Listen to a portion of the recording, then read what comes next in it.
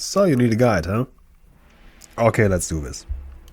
In 10 player mode, you want 2 tanks, 3 heals and 5 DPS.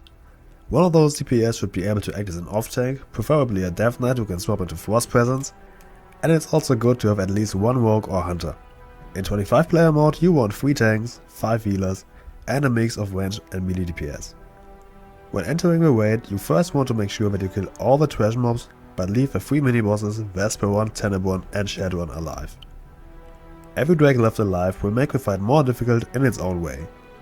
Tenebron will increase the shadow damage taken by 100%, Shadowrun will increase the fire damage taken by 100%, and Vesperon will decrease the health of the whole raid by 25%. Sartharion also applies a buff which increases every dragon's health, including his own, by 65%. Initially this were only 25, but it got buffed to prevent some full burst strats as we have seen in Classic many times before. To begin the fight, you want to pull Sartharion in the southeast corner of the arena. The tank who will take care of Sartharion will stand here basically the entire fight. Everyone else should set up like with the usual dragon fight, since Sartharion has the typical 3 dragon attacks: a Fire Breath, a Cleave and a Tail Swipe. Which means don't stand in front or behind the boss. From time to time a raid warning will appear which tells you the lava surrounding Sartharion churns. On the northern or southern side of the arena, big lava walls will appear now. If it comes from the northern side, the tank just needs to slightly go further to the edge, while the rest of the raid dodges it in the center of the arena. When the waves come from the south, the tank should ideally be on the right spot already, and the rest of the raid dodges wherever they can to not get hit. If you do get hit by these waves, a dot will be applied to you that will deal a large amount of damage and also slows your movement speed by 50% for 10 seconds.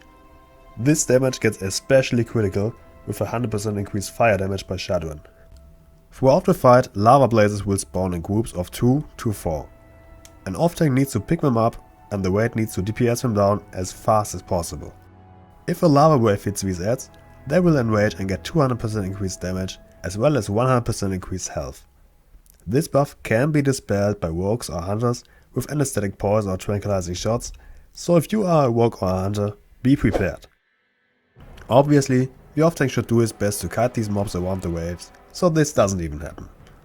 30 seconds into the fight, Tenebron will come down on the west side of the platform. All of the 3 drakes will use the same 2 abilities, Shadow Breath and Shadow Fissure.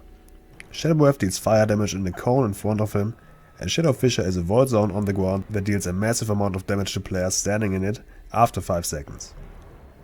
Since the drakes have their Shadow Breath ability, the off tank wants to face them away from the raid.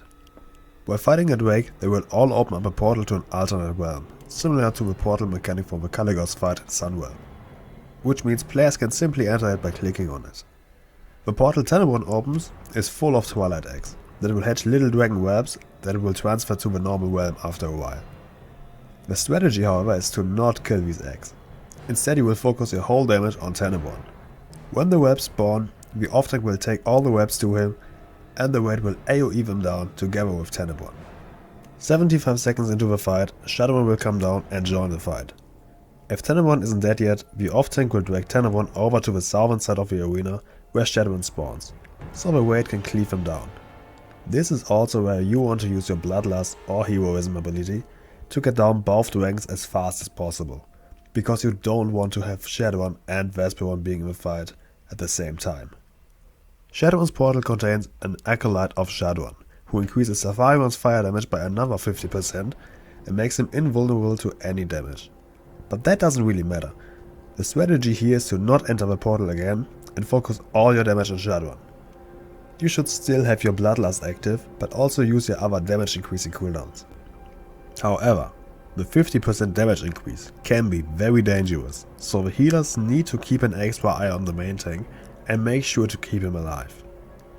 If the heals are struggling here, you can change the strategy and send the third off tank into the portal with a heal and about 50% of your DPS to kill the Acolyte and get rid of a buff.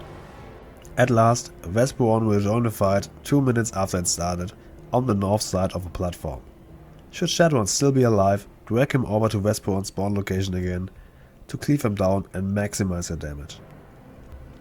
Inside the portal of Vesperon, you will find an Acolyte of Vesperon who increases the shadow damage taken by all players by 75% and will put Twilight Torment on the weight, which will cause you to damage yourself while attacking.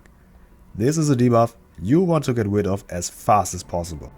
Have one tank in 25 man or your off tank in 10 man mode, as well as half your healers and most of your DPS go into the portal and take down the ad as fast as you can. When you realize you are killing yourself due to the debuff, stop dealing damage, and this is also where you want to use the health stones and defensive cooldowns. Once he is dead, get back out and kill Vesperon. If Vesperon summons another portal before he dies, have the same group of people go down again and kill the Acolyte once more to get rid of a buff. Also have good communication here. If a lava wave is rolling over the battlefield, make sure that you don't leave a portal just to die to the wave. Once Vesperon is dead, the only thing left to do is killing the big guy. Keep doing the usual stuff, dodge the lava waves, and kill the lava blazes as fast as possible. When Sartharion hits 10%, he will soft enrage and summon 10 lava blazes at once. If you still have offensive cooldowns, this is the time to use them. Keep pumping the boss and AoE the lava blazes down. That's pretty much it. I hope I could help you somehow, and I wish you the best of luck. If my guide was somewhat useful to you, let me know in the comments, or perhaps I will make more boss guides in the future. I hope to see you next time. Until then, see ya!